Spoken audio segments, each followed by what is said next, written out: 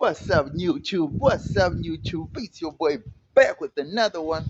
People, in today's video, we want to talk about and we want to discuss who the real enemy is in South Africa. And trust you me when I tell you that it's not who you think or who you are made to believe is the enemy.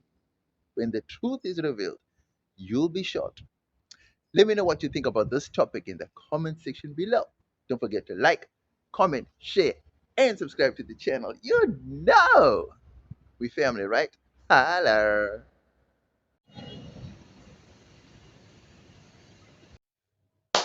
People, for a very long time, since the dawn of freedom, democracy, we've been told a whole lot of stories, right? And we have been force fed these narratives that the white man, the white people, the Afrikaner people are the enemy. And for a time, they were the enemy. They introduced apartheid. They did bad things. They also did good things, but they are known more for the bad things that they did. And it's in the history books. It's well documented. All the bad deeds that they did, or well, most of the bad deeds that they did, right? No one can deny that the Afrikaner state, Afrikaner regime was the enemy of the day. Fast forward 30 years after the fall of apartheid, we are still being told the white man is the enemy, the Afrikaner is the enemy, and we still believe it. We buy into that because propaganda sells. And if it's repeated to you over and over and over, you believe it. And then it becomes you. That's just how it works. But the internet is there, Google is there, research is there now. We have information at our fingertips now. We can cross check, cross reference. We can do many other investigative work because nowadays anybody with a cell phone and internet can be an instant journalist. And that's no exception to anybody. You too can be a journalist. You too can do whatever a reporter is doing.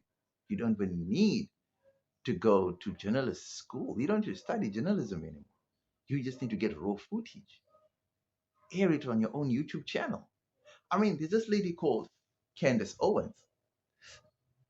If you didn't know, you would think that she's a journalist. I mean, she reports like a journalist. She has her own YouTube channels that command like I think she has like almost 2 million or 3 million subscribers. And if you didn't know any better, you would think that she has a journalistic background or that she worked for a news network. But by all accounts, she is just a YouTuber who has a passion for journalism. And it's amazing to see the work that she does, the stories she uncovers. She's even got the president of France threatened by her journalistic investigations. And he's even summoned her, letters threatening her, and all that. That's how good this YouTuber is. And she's not even a journalist. So that shows you the power of the internet and the power that we have in our hands, the technology that we carry around in our pockets. That these little devices that we call cell phones are actually tools of power and knowledge or information, as they say, is power. So don't believe the hype and don't believe everything you read or see in the papers and in the internet and on the internet. So back to the topic. For the longest of time, I believed that the white man was the enemy of the state. Well, was the enemy basically, right? Because of the atrocities committed in the past. Granted, that is true. They still are racist white people. That's granted. There will always be there, as they are racist Indians, they are racist coloreds, and they are totally racist black people too. That's a given. Cannot deny that, right? In 2025, with the black government in power, with the problems we are having, how is it possible that the white man is to blame? So let's look at it like this. Let's start. Let's start. Let's start at the border posts. At the height of apartheid, South Africa was probably the most secured country on the African continent, right? You couldn't just enter South Africa from wherever you wanted to. It was well protected. Most people didn't even know what foreigners were, like especially black people. They had never seen Nigerians ever. They didn't even know what Zimbabweans were. They didn't even know. They only saw that on TV. That's just to be honest, to be frank, right?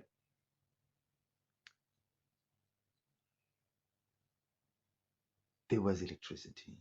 There was all these things, right?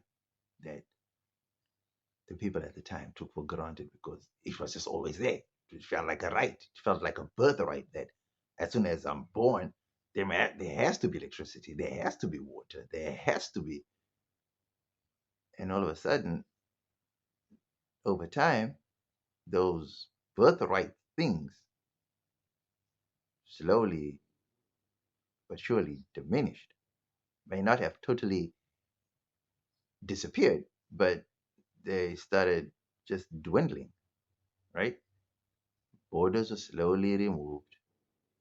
People that you've never seen before, never spoke a language you ever heard before, started living next to you. Then you were like, okay, how did you get in? They were like, I just came. I mean, it's a river, just swam across. Really? Yeah. Wow. So let me guess. So the white man is to blame, right? For removing the borders. Okay, get it. Then we have electricity. Electricity was such a oh man, it was man, you could just flip switches on, off, on, off. You could leave the lights on the whole day and never ran out of electricity. There's no such a thing as running out of electricity. It was always there. You left the lights on the whole day. People went on holiday, leaving the lights on the entire holiday. Came back, the lights are still burning, still on. Today, it's almost like becoming a luxury now. You're not even sure if you're going to have electricity now for a sustained period of time now. It's even a miracle that we went the last 6 months, or last almost 8 months with electricity, and then boom, out of the blue, back again, darkness again. If you had to ask the people in the apartheid days, like how many days did you get the electricity, they'll be like, well, I don't remember, but I do remember there was once a blackout, but that was due, and then to tell you what the reason was. It was due to something specific. That specific blackout happened. But under the new dispensation, having electricity is now having to explain how it's possible that you're having electricity now after this, what 16, 17 years of uninterrupted load shedding. You know what I mean, guys? It's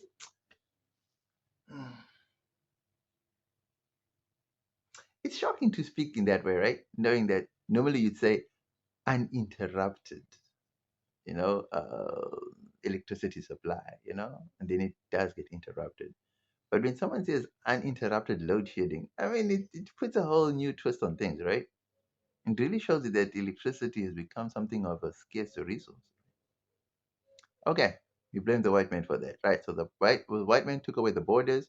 The white man sabotaged eskom, right? Okay, let's come to the Western Cape. There's an influx of people from the Eastern Cape. At political During political season, it's rumored that even the DA has uncovered that the ANC has bussed people in from the Eastern Cape to the Western Cape for voting. Okay, so let's blame the white men, right, for bussing in people from the Eastern Cape. Okay, let's go to the Eastern Cape. The Eastern Cape is probably one of the poorest provinces in the country. Who's running the Eastern Cape? Who's the majority in the Eastern Cape? The white man. Cool, let's blame the white man. So the white man is ruining the Eastern Cape. That's why black people are leaving the Eastern Cape. They come into the Western Cape where the white man is ruling. So the Eastern Cape is broken down because the white man is not treating the people right. He doesn't know how to govern the Eastern Cape. So that's why the black people are running to the Western Cape. Perfect. That's a perfect plan. Cool. Let's go over to state enterprises. They don't function no more. Do you know why? Why? The white man to blame. I mean, it's the white people that are running these once functioning state departments into the ground. I mean, these white people don't know what they're doing. I mean, the white man is the enemy. I mean, it's totally them. I mean, how are they deciding now to all of a sudden run these entities into the ground is beyond belief. I mean, I'm assuming that they don't want black people in these state-owned enterprises, so that's why they're running them into the ground. What do you think? That's what I'm thinking because I mean they run by the white people, right? Cool. Let's talk about government. Now that the ANC-led government is in power, corruption is at its highest, at its peak. I mean, Jacob Zuma was corrupt. They made it look like corruption was something that was a culture, like it was something innately born in you, you know? I mean, it's not like the apartheid government wasn't corrupt, right? But there's a difference between white corruption and black corruption. I mean, America is probably the most corrupt country in the world, you know? Russia, another white run country, corruption, way out of control. But the difference between white run countries and corruption compared to black run countries and corruption is that white countries deliver, or at least for the most part, appear to deliver, right? Whereas black run governments, they don't even hide the fact that they don't even deliver. Well, they are eating and squandering state owned finances. People, if you have to take the BELA Act, for example, right? That's putting that is putting the power of the people and the students and the government has more say in what's supposed to be done and all that, whether it's good or bad. You can sit on either side of the fence, which you think is good or bad. Who do we blame for that? The white people. White people are to blame for the BELA Act. NHI is, I think, if I'm not mistaken, it's soon going to become a thing.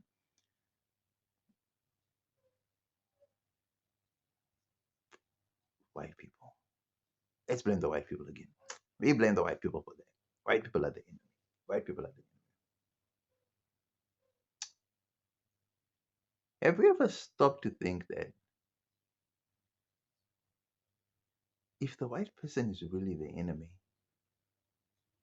would this country still be standing? Even though to us, it seems like South Africa is on its knees. But to the rest of Africa, South Africa still seems like a very strong economical hub, a natural country. To them, it's like, wow, this is paradise, this is heaven. Oh, wow. Imagine South Africa is on its knees. To us as South Africans, South Africa is on its knees. But to other African migrants, this is paradise. This is something their countries aspire to be like. And we're thinking, we were way past this at some point. We are now coming down to your level. You guys will probably never reach our level, but we are certainly fast moving down the ladder to your levels. The white man to blame. It's the white man. It can only be the white man. I mean, the white man runs this country. Every political idea, every political, I mean, the army, it's a white man in charge. I mean, no one to fly the aeroplanes. I mean, the whites don't want to fly the planes. I mean, the black people, the ANC, they went out of the way. They spent 45 billion rand to bring in all this equipment, all these ammunitions, and all this. And the white people don't want to operate them.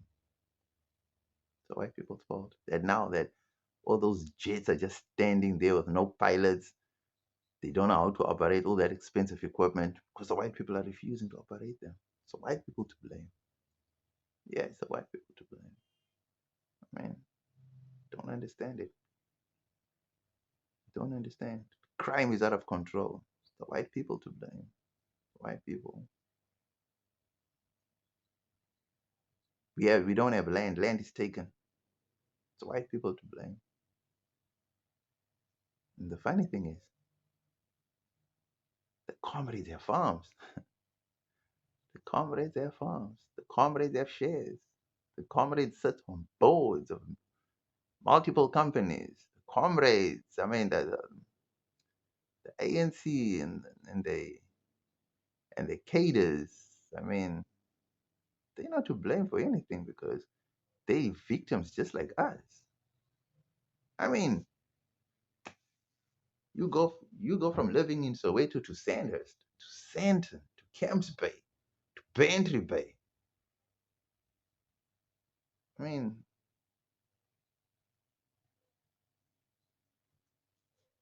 who's to blame? You're looking out for yourself and your family. And yet at the CODESA talks, the CODESA meeting, before the CODESA talks, you spoke highly of how you're going to nationalize these things and how wealth distribution is the first thing on the agenda and how this and that. And then you deliberately went to the CODESA meeting without the other people, the other parties that were meant to be there. Because the white man is to blame. Yeah. The white man told the ANC to go there alone and to leave the PAC and leave the other more militant people out. It's the white man to blame. It's the white man. The ANC decided. The ANC were tricked. So blame the white man. Today the ANC members sit on boards. They're earning money. They're earning this. They got fat cats. They this and that and that. It's the white man. I feel blaming the white man. People, the truth of the matter is, the white man is not the enemy. No, no, no, no, no. As proven in Africa, as usual, the black liberators become the black traitors of the very same people that they fought to liberate from. They then become the oppressors of those same people. The real enemy, my friends, are our own people, the people we vote into the power, the people we thought had our backs, the people we believed were going to bring us this wealth distribution that they said were going to redistribute the wealth. And what did they do? Yes, they did redistribute some of the wealth to who? Amongst their own kind. You see, We could blame apartheid. We could blame the white man for every ilk that is going on. But the reality is, the white man has economic power. The black man has political power, which means the black man has the political will to change the things that they really can change, but won't change. Because why? The black man will stand to lose if he changes those laws, because he is currently gaining as the things stand. And if he changes them to suit the narrative of the majority, he will lose. Why do you think people like Robert Mugabe and every other black leader up country there would then be seen as enemies by their own people? They were once heroes at their Independence Day celebrations. They had pictures and posters of them everywhere. They were well talked about, well respected. How does a hero become a traitor? How does a hero become the most hated? That's not possible. I mean, you couldn't dream of the ANC being an enemy of the state, would you now? I mean, they are the state. I mean, the ANC is the oldest political party on the continent in Africa. Surely they should know what it is like to take care of their own people, don't you think? Well, if that's the case, why then is the Eastern Cape in such a shambles? Why is the Ingonyama Trust? Why is all that land supposedly free for the Zulu people? Why were they being charged rent? Who was charging them rent? The white man. The white man was charging them rent. Okay, we blame the white man. Let's blame the white man. The white man. Our government has become so skilled at shifting blame. And so we get to deflect from the real enemies and focus on people who are becoming the scapegoats. And that's the sad reality. People, we need to wake up. We really need to wake up. And I'll tell you this, and I'll tell you once again. Black man doesn't want to see another black man rise to the top. That's just the plain truth. The honesty is that we are so individualistic in our approach to life. We want to be the man. We want to be the best. We just want, we just, it's all about me, myself, and I.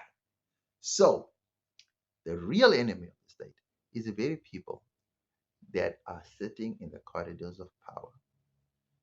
And these very people will do anything to hold on to power. And therefore, they will go as far as destabilizing an entire province just so they can get their hands on that province. Guys, if you are failing to run 8 other provinces, you want a ninth one? Let me guess. It's the white man to blame. Yes, it's the white man. Let's blame the white man for all our problems. Because in that way, we can gleefully bask in our failure, knowing that we have an answer and a scapegoat if we don't ever make it in life. We have 30 million people on a grant system, and the ANC gladly, boastfully about it, as if it's a good thing. So who do we blame for that? It's the white man. It's the white man. You know what? You know what gets me thinking? During apartheid, how many people were on welfare and on grants?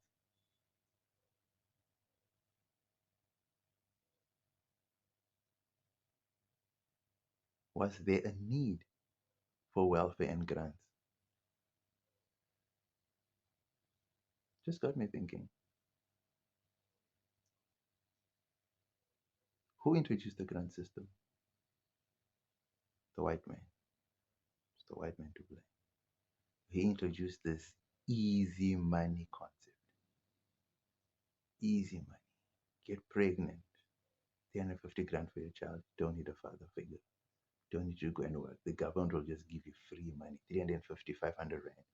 Keep making babies. We'll give you more money. The white man. He did that. Let's blame the white man.